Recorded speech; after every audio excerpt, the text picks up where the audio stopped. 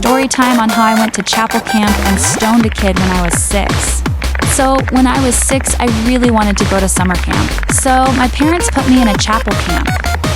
However, they only put me in there because there was a pool, and that was the main reason why I wanted to go to summer camp. Anyways, we would usually go to the chapel to learn lessons about the Bible, and since it was the only place that was air-conditioned in the camp. However, on one fateful day, we ended up learning about the execution known as stoning. I don't know what story in the Bible someone got stoned in, but we learned about that. And that's when the pastor said, "Why don't we do an activity?" We all perked up since we were bored out of our minds.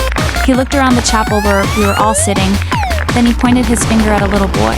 That kid had no idea what was about to hit him. Before we knew it, we were all gathered up in front of the chapel entrance outside, with a bunch of crumpled paper bags in front of us, and the little boy at the center of a circle. And on the count of 3, we were meant to throw the paper bags at the boy, reenacting a stoning. The moment the pastor said go, it was an absolute war zone in front of that chapel. That poor kid was doing a full-on duck and cover since he was getting pelted so bad by 20-plus first graders. However, little me was pissed because I only got to throw 1 bag. I can only imagine the passing cars looking at a bunch of little kids throwing paper bags at another kid in front of a chapel, with the pastor watching by the side. He had a smile on his face, by the way.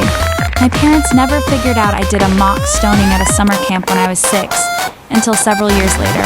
I'm a teenager, by the way. Anyways, questions for the Q&A are still being accepted. Next sprite should be Hatsune Miku. Goodbye, everyone.